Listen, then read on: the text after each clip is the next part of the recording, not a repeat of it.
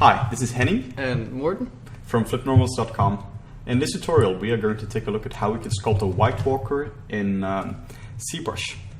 We're going to use fairly basic techniques and we're just going to narrate as the video is playing. Yeah, we're not actually going to be sculpting, we're just going to sort of talk over what Henning has sculpted. Yeah. As you can see on the image I have in front of you now, it's a fairly detailed image, but we're going to see that we don't actually do the details until like at least halfway through it all. We start with a solid foundation in anatomy, and then we move on to details afterwards. So a lot of the time is actually, you're going to see a lot of the time being spent on designing the shape and not worrying about what actually makes this characteristic, like the striations in his face and things like that. So we start off with a base mesh in ZBrush. It's a very simple base mesh. It's a very simple human base mesh, which can be modified in a lot of ways. And it's really good for stuff like this where you're doing speed sculpt, so you don't have to sit down and actually worry about blocking out all the details of the face to begin with and the proportions.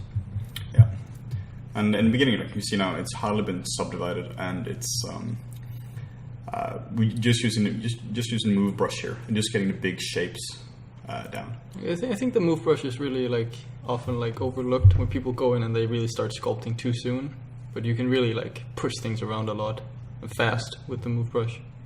So the brush I'm using now is a clay tubes brush with the modifier assigned to it, which you can find under stroke, and there's something called roll distance, and just set up that up to something like 10. Then you get this really nice clean strokes.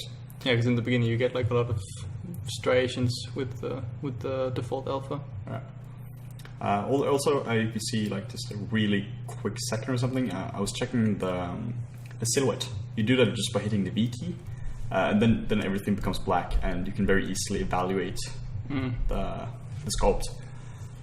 Now you can see it's just blocking in big shapes, big landmarks like the cheekbones, the nose. I haven't actually put in the eyes yet. It's only the eye socket and hardly that. And there are no details to really speak of yet. This is sort of the design phase of making the face. Yeah. And it's still very rough. It's still just going and getting the big shapes, and that's basically the essence of good sculpture. Yeah, you won't actually see any smoothing going on for quite a while, because there's no point.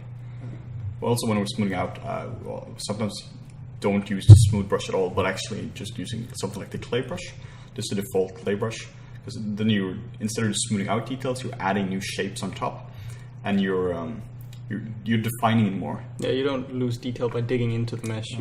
And sometimes you find new things you create by doing it like that. Yeah. And yeah, just going over now, and just you can see if something's using the trim dynamic too. That's just to define planes. It's an incredible brush for just getting the design down. Just really. Yeah, not just for hard surface, but it's really good for like the planes of the face. And you won't get lost in details then. Yeah. Which we're kind of trying to stress is kind of important. And then making an ear line now. It's not. We're not going into details here again, but it's now switching to the standard brush. And that's really good for actually defining some proper shape. Like the ear is very shape based. It's not. It's a bunch of spirals. And when you do have these sort of tight brush strokes, the standard brush is often overlooked, but it's a really valuable brush actually. Yeah, it is. Well, you can see we can use the standard brush quite a bit after later in the sculpt. But now so far we're only like about 1/5 in or something like that. So it's and you can if you remember the final result, it has all these like stripes on its face.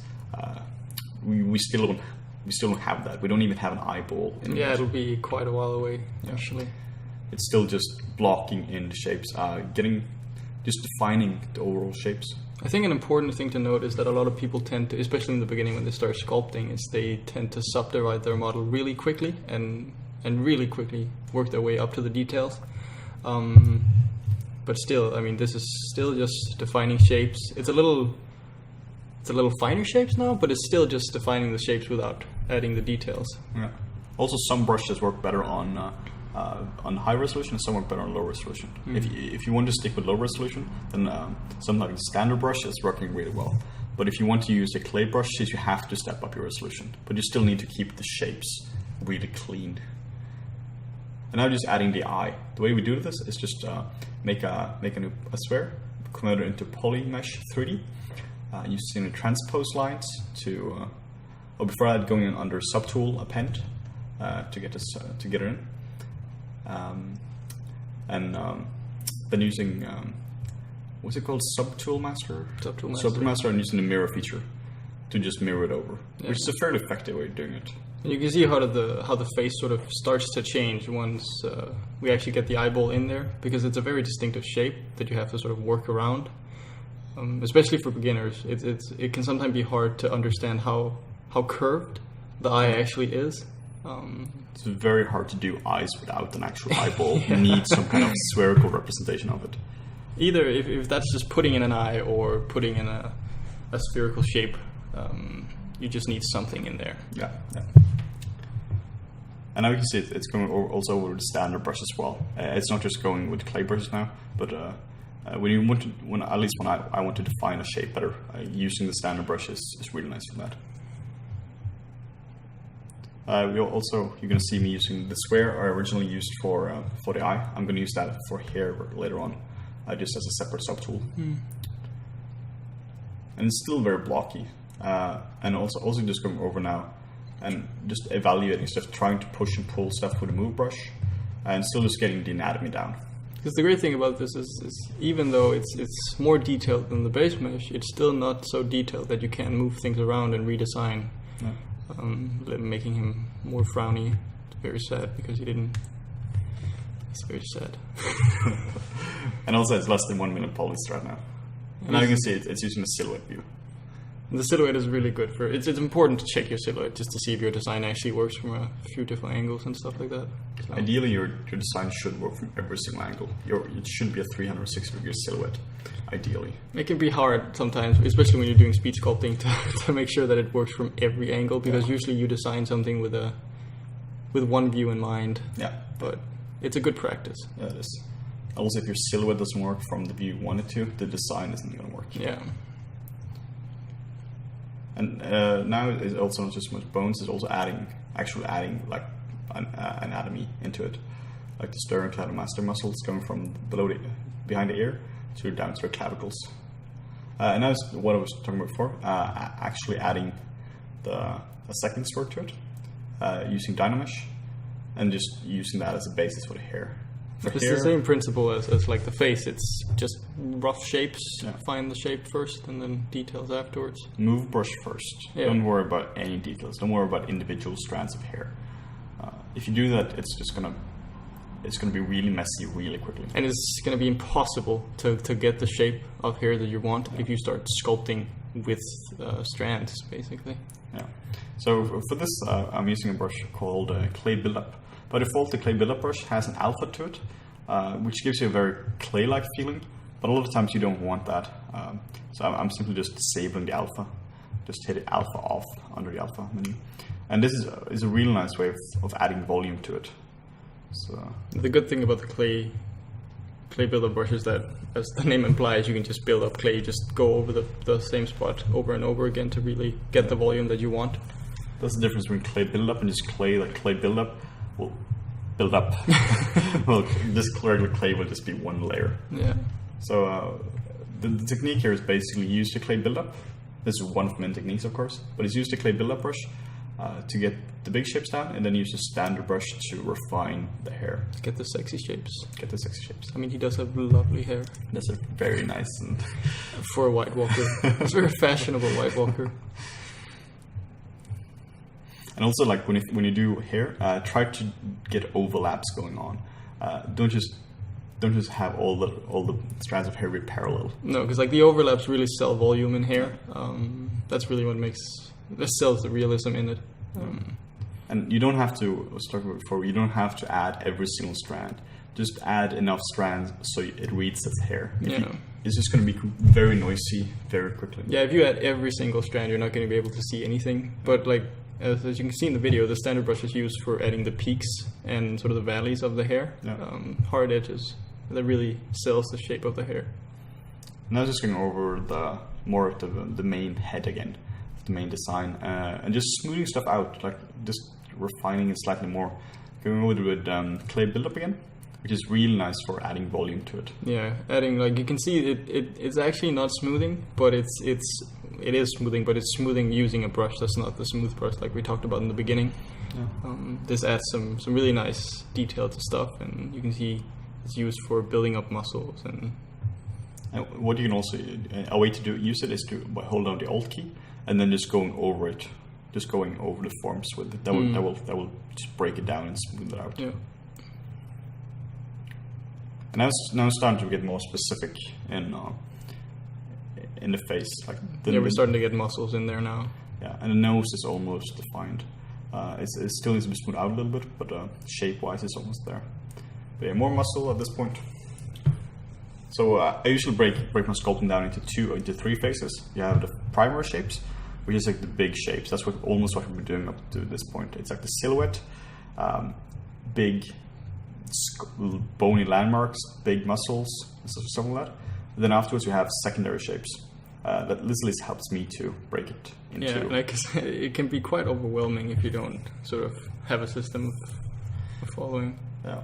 So right now I'm doing secondary shapes, and in the beginning it was primary shapes only, meaning the silhouette. And you can see now that this is sort of, now we're starting to get into the more characteristics of the White Walkers, but this is very late in the process, because this is not, like Henning says, this is the secondary shapes, and this is done without much symmetry, to just give it a more realistic feel.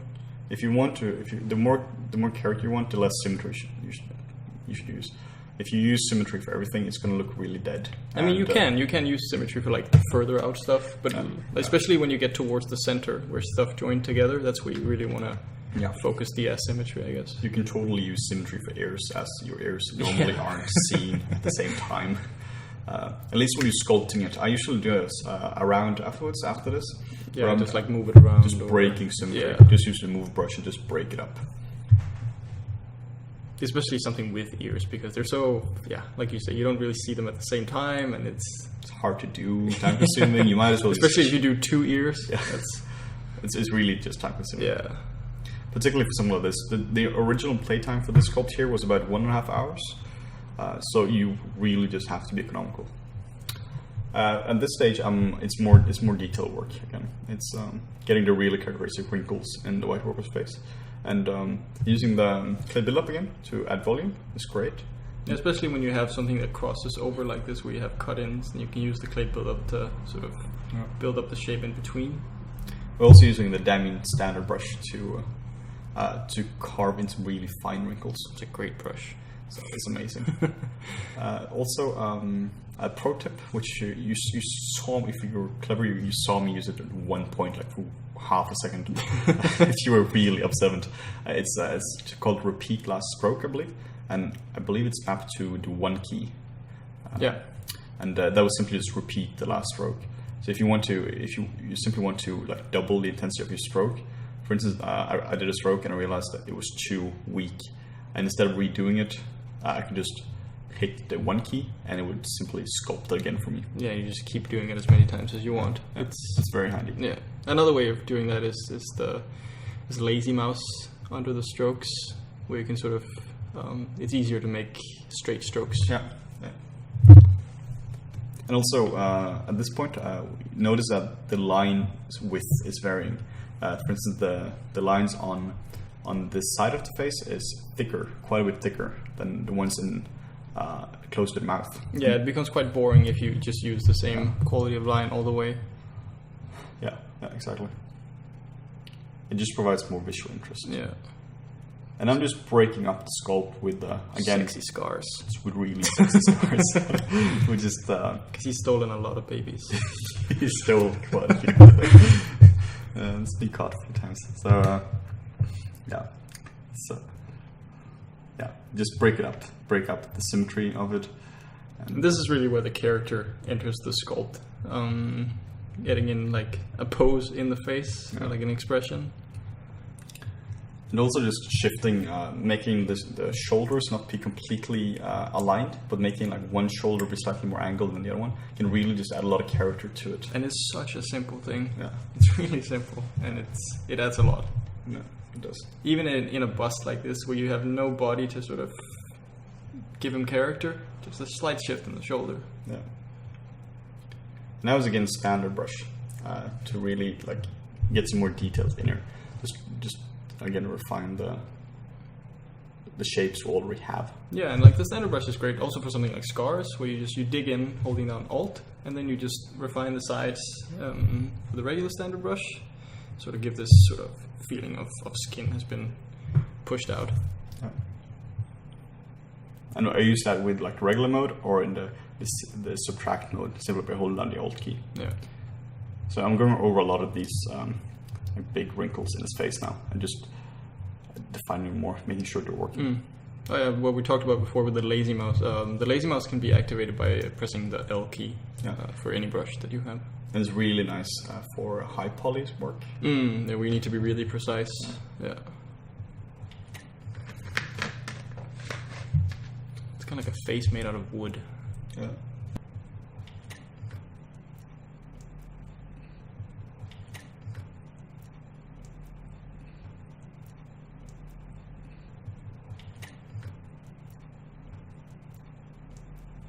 Yeah, at this stage, it is really just.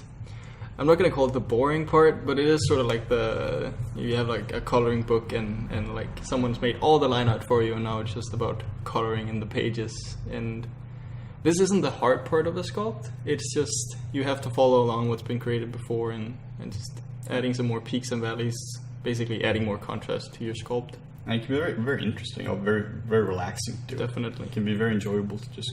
And this phase is often the phase people skip to in the beginning. They Actually designing. Yeah. Yeah. They just skip all the underlying work. Because everyone wants to do like the cool stuff. Yeah. And this is the stuff that really makes your model impressive, and obviously, especially when you're starting out, this is the stuff that you mainly see in a sculpt. You don't necessarily notice all the design that's gone into it before. Particularly for this character here, you hardly see his entire character is covered in big wrinkles. Yeah. So you don't see directly, for instance, the cheekbones and all that. At least it's hard to see because it's covered in. Yeah, but if you hadn't gone in and designed those before, then wouldn't. the shape would not be very interesting. Would not have worked at all. And at this point, he's so skewed as well. So the symmetry is kind of not an option anymore, which again adds a lot of character because that just makes sure that you do different parts on the different parts of the face. Yeah.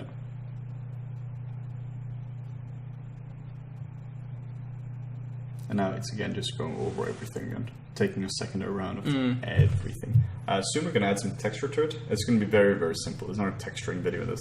But it can be really nice to just add some contrast to certain elements. Like I usually go over with just black and white, just over the eyes, maybe ears, mouth, and stuff like that, just to give some more focus. It's a good way to also add a little bit of contrast.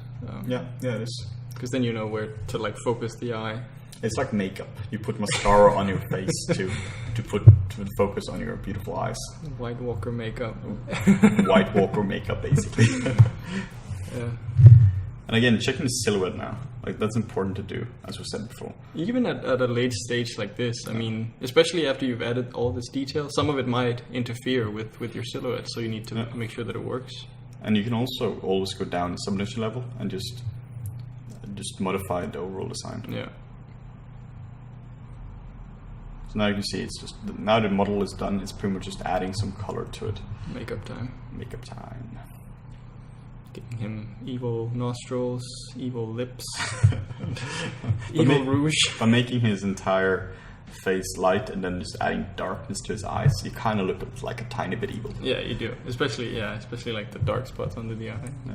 Also just going over and just painting some spots on his face, just to make it more visually interesting. Yeah. You can just help to sell the model. Also going over the hair a little bit and just adding some color to it. Doesn't have to be much. Yeah, it's very desaturated, but it's just enough to make it stand out. Yeah. It doesn't take away from the model and it doesn't draw all of your focus, but it still adds to it. Yeah. So that's about it. This is pretty much how you sculpt something like this. The principles here we hope will translate to any other sculpts you do. This should be universal. It's not a White Walker tutorial. Yeah, such. pretty much. I mean, of course, there are some specific parts, like all the striations, which is something you probably would use mostly for a White Walker like this. Yeah. But the design part and how you do your initial sculpt and stuff is things you can translate to all other sculpts. As long as you do your design stage before your details, we're going to be happy with you. if you do your details beforehand, we're going to find you and we're going to know. So we know where you live. So yeah, we hope this tutorial helped you, and feel free to check out our other tutorials. And see you next time.